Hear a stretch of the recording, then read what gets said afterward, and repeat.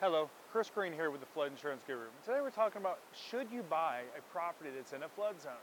Now, this is a common question we hear from potential property owners, real estate agents every day. Now, when it comes to buying a property that's in a flood zone, there's something you should understand.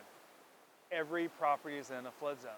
You might be in a low risk flood zone, you might be in a moderate, you might be in a high risk. Now, when you're talking about high risk properties compared to low risk properties, yeah, there could be a big difference. When you go to resell your house, could be a little bit of a challenge in selling your house because maybe that additional premium, that additional exposure. But there's a few things you need to take a look at when you're buying this property that's in a flood zone. You want to look at location of water.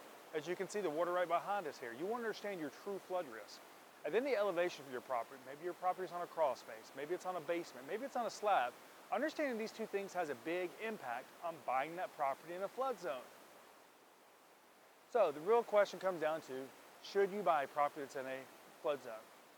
Absolutely you should, because there's no property that's not. But if you've got questions and long-term concerns about buying a property, maybe it's in a special flood hazard area, this is a high risk area, and you want to see how it's going to impact you, maybe your resale value and things like that, then please reach out to us. FloodInsuranceGuru.com. Go to our YouTube channel and our Facebook page, The Flood Insurance Guru, where we do these daily flood education videos. You can also give us a call, 205-451-4294. Remember, we have an educational background in flood mitigation, which means we can help you understand flood risks like this right here. Your flood insurance and mitigating your property long term to help you minimize flood losses and flood premiums. Thank you.